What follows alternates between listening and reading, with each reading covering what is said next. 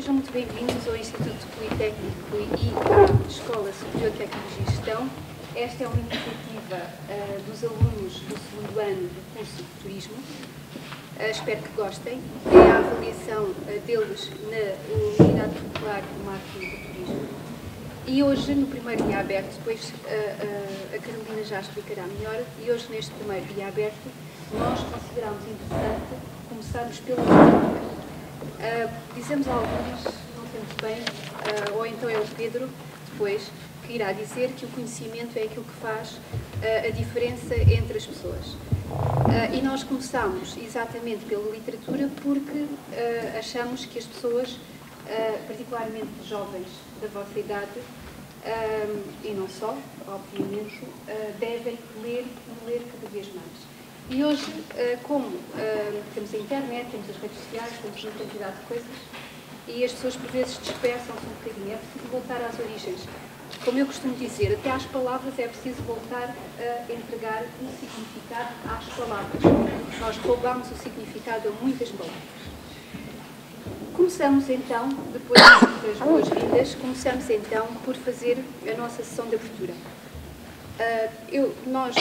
Portanto, vamos ter a seguir uma mesa redonda onde temos o diretor da Festante Editora, o João Duarte Rodrigues, o Sr. João Duarte Rodrigues, e o escritor António Mega Ferreira, que tem aqui umas coisinhas que nós fizemos, foi um miminho, hein? Fizemos aqui umas coisinhas, poucas, simples, mas pusemos por aqui. Depois vamos trabalhar então a relação, porque a disciplina é de marketing, vamos trabalhar a relação entre o agente, isto no geral, e o agenciado. No caso, o editor, a relação editor-autor, na generalidade. Mas antes disso, queremos convidar as entidades que estão, enfim, atrás e à nossa frente, e que representam a instituição que nos acolhe. Porque hoje em dia é importante que se perceba que o ensino politécnico, e isso não é exclusivo aqui da nossa casa, mas nós orgulhamos de, como é que eu vos hei de dizer, sem ser, já me faz lembrar uma coisa da Mafalda, quando se exige-se isto, deixa ver como é que vou dizer, é porque vai ser qualquer coisa, e então deixa ver como é que vou dizer. Nós orgulhamos efetivamente do ensino politécnico e de sermos uma instituição que pomos a mão na massa. Pronto. Isto assim dito de forma muito coloquial. E este é um exemplo disso. Agora queremos dar a palavra, em primeiro lugar, ao representante do Instituto Politécnico, sim, se faz favor, o Dr. Paulo Cavaco, e depois, e agora, João, o diretor da escola, também podes vir para aqui, é que nós não tínhamos mais sofás. Pronto. O problema é esse. Sejamos, é assim, não tínhamos mais sofás, portanto ficam vocês e a Carolina podem sentar depois o coordenador de curso. Pronto, foi assim uma coisa muito coisa, mas pronto. Muito rápida. Carolina, a palavra é sua, dê então a palavra às pessoas, se faz favor. Então, muito bom dia a todos, primeiro que tudo. Quero agradecer primeiro que tudo também a vossa presença, porque é bastante importante, porque sem a audiência não teríamos o evento. E depois também quero agradecer, obviamente, aos convidados, porque sem os convidados todo o evento não seria mesmo possível de todo. Portanto, não sei se alguém quer dar uma palavra primeiro, se querem... Em primeiro lugar. Exato. Em primeiro lugar. Sim, exatamente, em primeiro lugar, o representante do Instituto Politécnico de Beja, o Dr. Paulo Cavaco. Muito bem, bom dia a todos. Vou ser breve, naturalmente.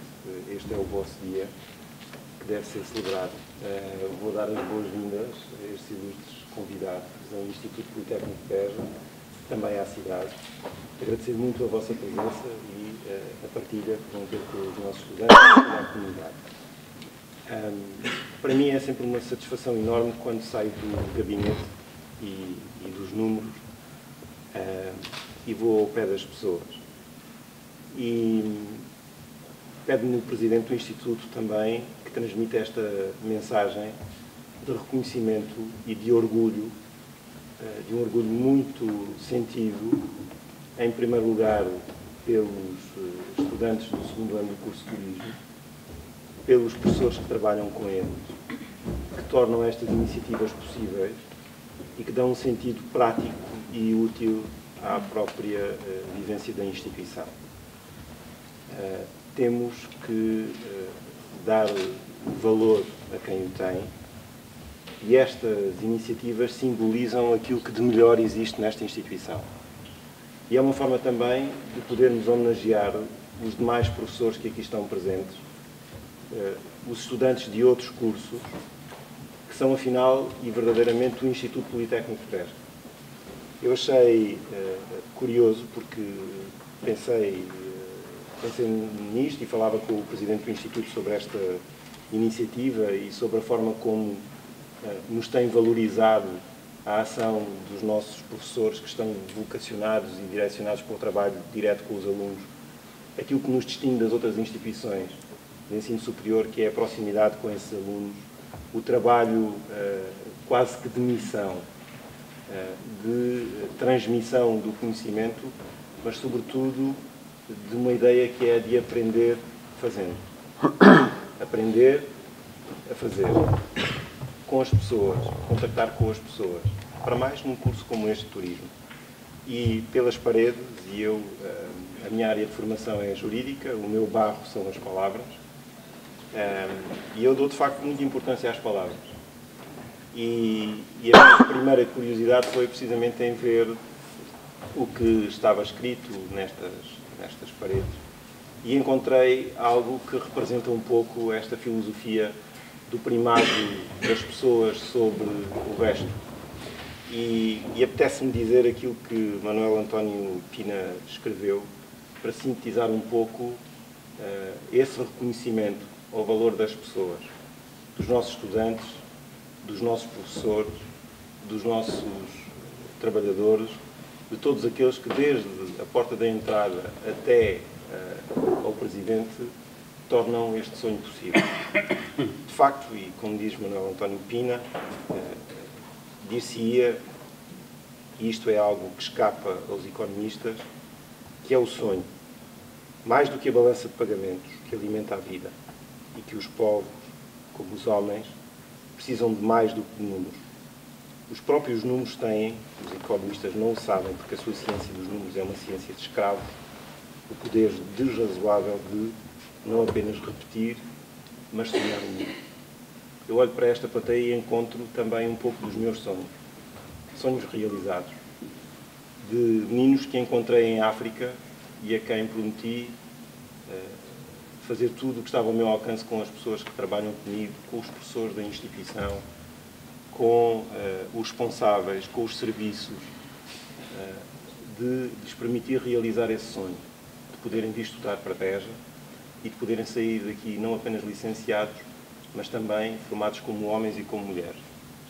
De poderem conhecer e experimentar o que é o português, o que é o povo português, o que são os nossos jovens, o valor. Tenho participado nestas iniciativas, continuarei a participar sempre com o maior empenho. Disponibilizo-me para ajudar, enquanto puder, todos os professores e todos os não docentes que queiram realizar iniciativas como esta, e não posso, de facto, deixar de dar os parabéns, em especial aos alunos, porque tornaram este sonho possível, e aos professores que os guiam e que dão o significado à palavra professor. Muito obrigado.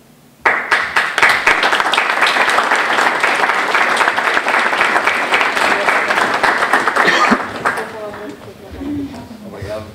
Bom dia. Quero cumprimentar-vos, agradecer a vossa presença, com satisfação que vejo aqui as cadeiras quase esgotadas. Naturalmente, que uma palavra inicial aos nossos convidados de hoje, agradecer-vos muito pela disponibilidade que tiveram em deslocar-se hoje aqui a Beja, estar hoje aqui connosco. Muito obrigado. É para nós um prazer e uma honra poder acolhê-los aqui no Instituto Politécnico de Beja, em particular na Escola Superior de Tecnologia e Gestão. Ao curso de Turismo, uma palavra também de felicitações, e em especial à professora Ana Paula Figueira, que mais uma vez coloca este desafio que já nos habituou noutras circunstâncias e envolve, na verdade, os alunos, neste caso os alunos do segundo ano do curso de Turismo, até naturalmente também felicito, dou os parabéns pela iniciativa, pelo trabalho que desenvolveram, que sei que foi muito, por vezes não percebemos bem, enfim, quando chegamos aqui e olhamos para o que aqui está, o trabalho que houve por trás de planear, até de carregar cadeiras, escada acima, escada abaixo, que eles tiveram que fazer, não é? E, portanto, naturalmente, que é com muito prazer que a direção da escola acolhe e vê a concretização de projetos desta natureza. Projetos que, como já foi referido, envolvem e colocam os alunos a trabalhar em situações reais. Porventura, este tipo de eventos poderia ficar pela sala de aula, ao nível do papel, enfim, do cenário do planeamento e não passar à concretização. Há, na verdade, aqui este desafio, este risco de avançar e isso parece-me extremamente positivo e de realçar, porque, efetivamente, os alunos, quando depois, no final do curso, saírem, terão, com certeza, também uma mais-valia, um conjunto de ferramentas e de competências que, de outra forma, certamente não conseguiriam. Só uma nota final para vos dizer que este espaço em que estamos aqui hoje foi inventado por vós. Curiosamente é uma estreia absoluta na sua utilização, porque este espaço nunca ainda tinha sido utilizado. Esta zona do edifício da escola onde estamos é uma zona relativamente recente, tem cerca de 3 anos. Este espaço, inclusivamente, ainda tem aqui alguns acabamentos que não foram finalizados pelo empreiteiro, nomeadamente no chão, falta ainda aí um verniz, mas, entretanto, aquelas questões das empreitadas, dos problemas com o empreiteiro, isto tem-se tornado complicado. Mas, desta vez, houve esta ideia, que eu penso que foi uma excelente ideia, porque não utilizar este espaço, sair um pouco daquele espaço tradicional do auditório, enfim, com características diferentes, mesmo ao nível da proximidade da plateia com a mesa, e por isso parece-me, na verdade, que é um espaço muito agradável, muito interessante e que tem esta característica particular de ser a primeira vez que está a ser utilizado. E por isso também parece que este evento em particular ficará um pouco aqui na história da escola, não seja até mais por este facto. Muito obrigado e uma boa sessão. Bom dia. Encontramos-nos hoje, no dia 20 de outubro de 2016, no primeiro dia aberto do evento Formarte 16-17, Arte na Escola, organizado na Unidade Curricular de Marketing do Turismo, lecionada pela professora Ana Paula Figueira. Antes de mais, gostaria de agradecer a presença a todos, mas permitam-me fazer um agradecimento especial aos representantes do IPBEJA e da STIG, assim como aos convidados presentes e àqueles que vão protagonizar os workshops. Também quero enfatizar e agradecer aos patrocinadores na generalidade e realçar o apoio que foi fornecido pela Emotion, pelo Agroturismo Xistos e pelo designer Pedro e Manuel Santos. Sem a ajuda de todos, dificilmente conseguiríamos levar a bom termo esta empresa. E, claro, ao público presente. É curioso como hoje a oferta de iniciativas boas e menos boas é cada vez maior, mas a disponibilidade das pessoas é cada vez menor. Sem público, as iniciativas quase que acabam por se perder. Ora, nós não gostaríamos que isso acontecesse com o nosso Formarte 16-17.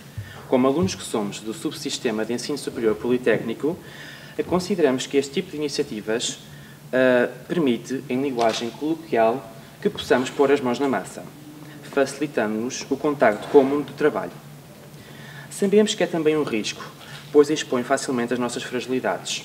Contudo, é no encontro entre a responsabilidade, o risco e o maior ou menor profissionalismo que conseguimos demonstrar que entendemos que podemos fazer a diferença. E é exatamente para isso e por isso que aqui estamos, para mostrar que somos diferentes. Melhores ou piores, caberá às organizações, os nossos futuros potenciais empregadores, avaliar. Reiteramos que estamos no 2º ano e que esta iniciativa se desenvolve no âmbito de uma unidade curricular, sendo a atividade prática proposta pela professora. Pergunto agora, onde é que acontecem iniciativas desta dimensão? Nestes moldes e neste contexto? Claro que sabem a resposta, só no IPBEJA. Para terminar, e acima de tudo, gostaríamos de agradecer também à professora Ana Paula Figueira e ao Instituto Politécnico de Beja pela excelente oportunidade de nos integrar nestas iniciativas e também a todos os alunos participantes na organização do evento. Sem mais demoras, comecemos então a mesa redonda deste evento, onde marcam presença o editor da Sextante Editora, Sr. João Duarte Rodrigues, o escritor Sr. António Mega Ferreira, a nossa colega do 2º ano do curso de Turismo, Carolina Diogo, a quem coube a responsabilidade de moderar a sessão, e à professora Ana Paula Figueira, que irá dar algum apoio a esse trabalho de moderação. Esperemos que todos apreciem este dia e no final se possam sentir um bocadinho mais ricos naquilo que diferencia efetivamente o ser humano, o conhecimento que possui. Mais uma vez, quero agradecer a oportunidade de estar aqui presente, nomeadamente de estar a moderar este contacto com estas pessoas, não é? Que são pessoas de renome e que temos bastante em consideração. E, mais que tudo, tenho uma honra em estar a representar os meus colegas e espero, então, que todo este evento, toda esta mesa redonda também, que alcance as nossas expectativas do que estão à espera. Portanto, eu vou começar por falar com o Sr. João Duarte Rodrigues e, de seguida, vou falar com o Sr. António Mega Ferreira. No final, vai haver um espaço para as perguntas, se alguém quiser intervir, se quiser perguntar alguma coisa, seja quem for, seja o António Mega Ferreira ou o João Duarte Rodrigues, ou alguém que esteja aqui presente, não hesitem, por favor, no fim, de o fazer. A professora, como quiser, se pretender intervir... Eu tenho, sim, o que eu quiser, portanto, o método é este. Eu vou ficar um bocadinho a fazer só para a fotografia. Portanto, se houver necessidade, se eu entender, eu faço uma intervenção. Muito obrigada. Portanto, vamos dar então início à nossa mesa redonda. Vou começar então por falar contigo. Eu, primeiro que tudo, antes de já lhes pôr algumas questões, gostaria então de só apenas referir algumas frases que foram extraídas do site da Sextante, da editora, que são consideradas de certa forma importantes. Portanto, a primeira frase é que a Sextante concentra-se na busca de leitores pensantes. De seguida, temos outra frase em que o objetivo é fazer bons livros. Na criação literária de autores portugueses e estrangeiros também é o que procura. De seguida, no facto de que queremos leitores pensantes, prontos a experimentar a inquietação que um texto pode suscitar. Queremos leitores ávidos dos instrumentos para a vida e para a liberdade que um livro pode transportar. E por fim, e por isso, a vossa política será encontrar bons livros e saber levá-los até aos leitores. Portanto, agora dando início, já após ter lido estas frases, queria lhe perguntar então, para si, o que são leitores pensantes e o que são bons livros? Pois, não é fácil dizer, não é? Como é evidente. Apesar de tudo, eu gostava de vos... Este texto foi escrito por mim, o texto que define a editora, originalmente, e já lá vão, foi escrito por mim em 2006, já lá vão uns anitos, 10 anos. E eu hoje, provavelmente, como imagino, e isso vai suceder convosco toda a vida, não escreveria um texto igual. Porquê? Posso dar 2 ou 3 exemplos. Porque, na altura, eu estava a criar uma editora e o meu entusiasmo era maior do que é hoje eu ser editor dessa editora. Eu estava a criar uma editora da qual era o único responsável, isto é, podia tomar a decisão que quisesse sobre como avançar, como recuar, o que comprar, o que fazer. E assim fiz, com o auxílio de 2 ou 3 amigos que participaram dessa aventura. Portanto, hoje sou, outra vez, como fui toda a vida, só fui editor autónomo durante 3 anos, 4 anos, mas toda a vida fui editor dependente profissional, dependente de outros patrões, tendo patrões. Portanto, há aqui algumas ambições que eu hoje, 10 anos depois, posso dizer que não foram levadas a cabo tal qual como eu pensei que era possível. Portanto, era um grande risco, eu sabia, criar uma editora nova em 2006, num período em que a concorrência era elevadíssima em Portugal, em que havia mesmo também muitas pequenas editoras de grande nível.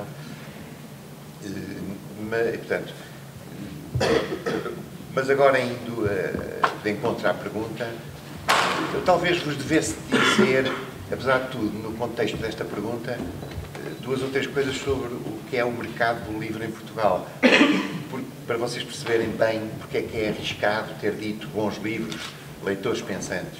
Por exemplo, em Portugal, mais de 50% das pessoas eventuais com capacidade para ler, eventualmente porque quase não há alfabetismo, não leem um só livro por ano.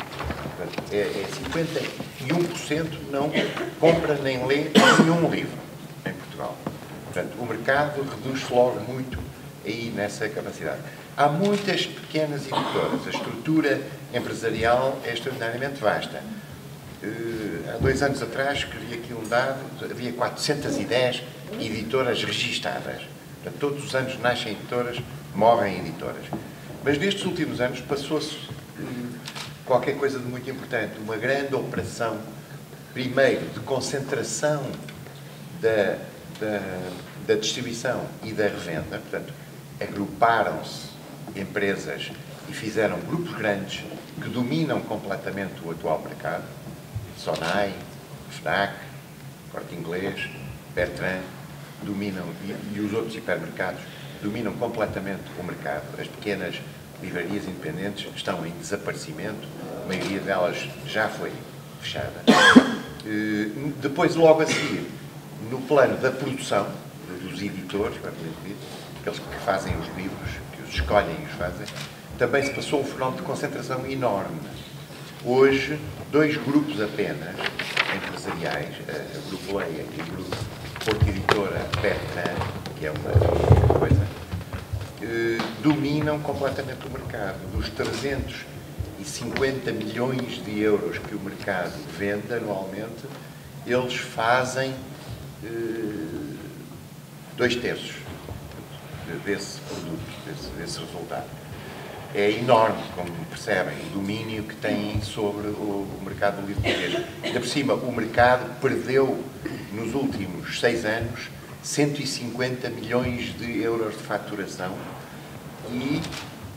mas estes grupos praticamente não perderam nada. O que é que significa? Que o mercado ainda ficou mais dominado, passou de 450 para 300 ou 350 e ficou ainda mais dominado por estes 2 grandes grupos. Portanto, a movimentação de uma editora, como eu criei naquela altura, pequena, e com objetivos de ser pequena, tínhamos de fazer 20, 30 livros por ano, e chegar aos leitores com livros cuidados e exigentes, aí posso dizer o que é que esses livros são. O que eu considero um bom livro é um livro que não, enfim, que entretém, se pudermos dizer assim, porque um livro sempre entretém, digamos, gasta-nos tempo, leva-nos para algum sítio, mas não nos afasta da vida, digamos, das inquietações dos homens, dos seus problemas. É um livro que põe perguntas. E a grande ameaça que já era sentida naquela altura em que eu escrevi isto era uma uniformização por baixo, digamos, a um nível bastante baixo, daquilo que se produzia. Coisa que vocês sabem muito bem que se passa, não só nos livros, mas em todos os setores. Da cultura, no cinema, na música, mas também no vinho. Digamos, bebemos cada vez mais vinhos uniformizados, sempre com o mesmo gosto. Tudo igual. Para quê? Para vender a massas enormes de pessoas em todo o mundo. Portanto, não era isto que eu queria. Eu queria fazer livros com gosto diferente. Que fossem desafios. Quando se lêem, sejam desafios. Portanto, o Stevenson tem uma frase muito engraçada que disse mais ou menos: os livros são muito bons em si mesmos, mas são uma merda de um substituto para a vida. Isto é, os livros podem, e portanto a minha opinião é exatamente essa, os livros podem perfeitamente entreter-nos. Há livros fantásticos que são formidáveis de entretenimento, histórias extraordinárias que nos levam para ali fora, nos fazem ter uma aventura, ter uma vida diferente, caminhar por caminhos conhecidos. Mas era isso que eu queria fazer com bons livros. Não é só bem escritos, porque muita gente escreve bem, mas muita gente escreve bem sem esse poder de nos mover, de nos interrogar. Portanto, os leitores pensantes, para mim, são esses. Quer dizer, na verdade, em Portugal são muito poucos daqueles 49% que compram um livro por ano. Portanto, pelo menos um livro, não é? Porque se caminharmos mais, e pensarmos quantos compram 10 livros por ano, são muito menos já, quantos compram 50 livros por ano, e é mesmo escasso, é quase tanto como aos multimilionários. Portanto, de modo que era essa a ambição, sabia-se que era uma utopia, no princípio também não se pode viver sem utopias, nem no turismo também não é?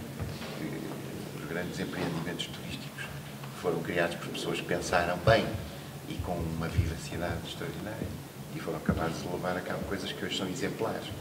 Portanto, nos livros também se passa assim, digamos, a cultura.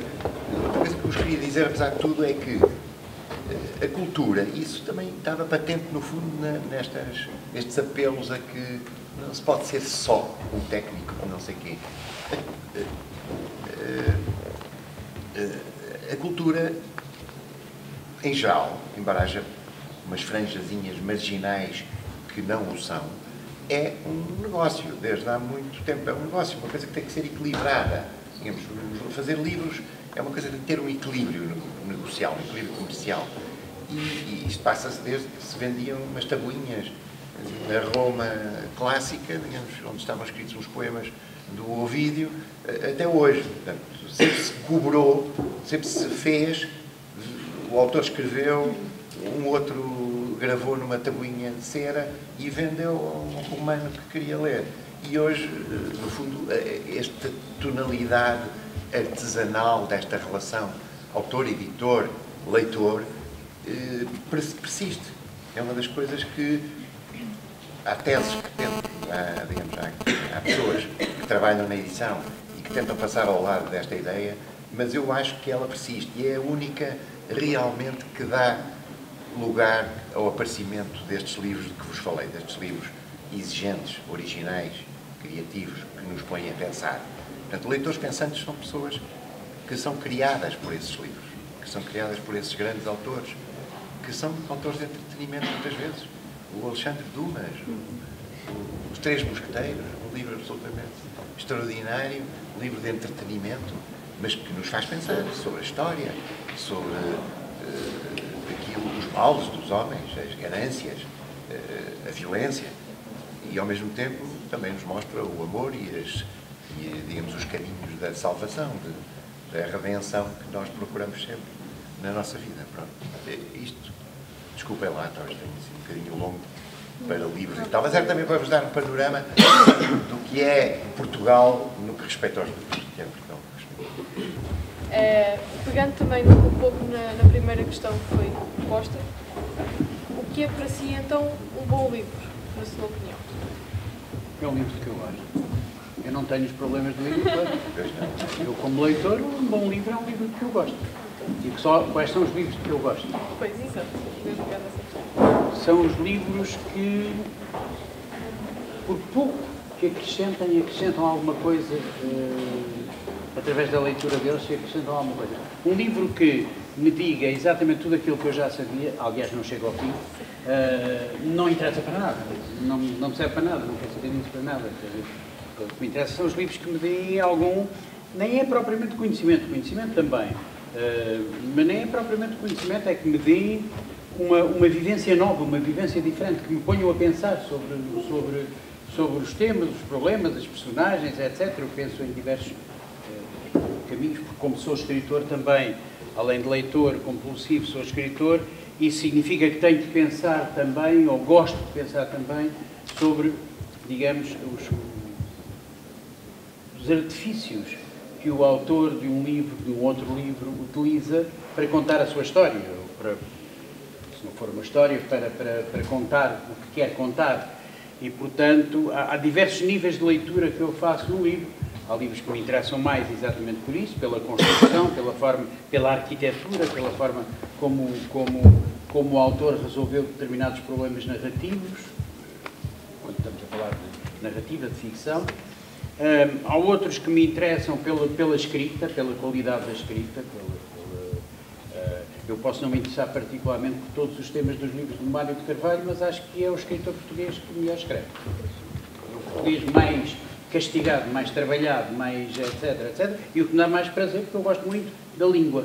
Ou seja, uma das maiores razões porque eu claramente tenho uma longa paixão como leitor pelo Camilo Castelo Branco é exatamente que o Camilo escreve um português deslumbrante, completamente deslumbrante, antigo, com um certo tom antigo, vai recuperar muita terminologia antiga, mas o que ele escreve é uma exaltação da língua, é uma festa. A língua portuguesa é uma festa em Camilo Castelo Branco. E, portanto, esse é outro nível de leitura de um livro. Agora, um bom livro, uma obra-prima é o que reúne estas coisas todas. É aquilo que é admirável na construção, extraordinário na narração, magnífico na definição das personagens, superiormente sensível na análise dos conflitos psicológicos, etc. E é aquilo que o tipo acaba de escrever um livro.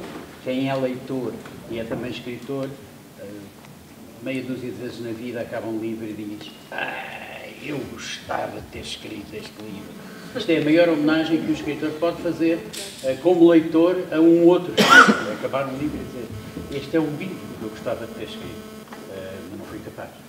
O outro é que foi capaz. E, portanto, um bom livro, no fundo, é um livro que acrescenta alguma coisa.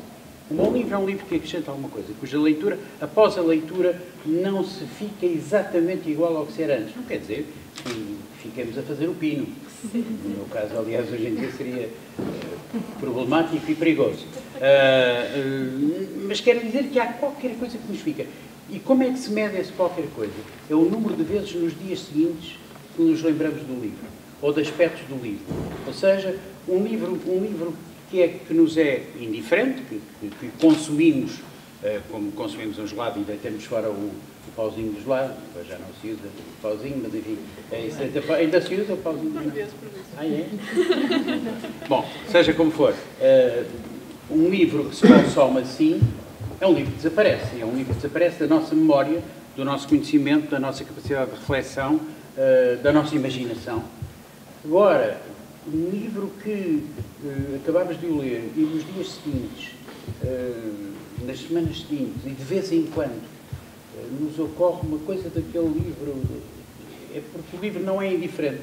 Ou seja, alguma coisa ficou depositada na nossa consciência e na nossa memória, e essa alguma coisa foi alguma coisa que nos tocou, especialmente, evidentemente.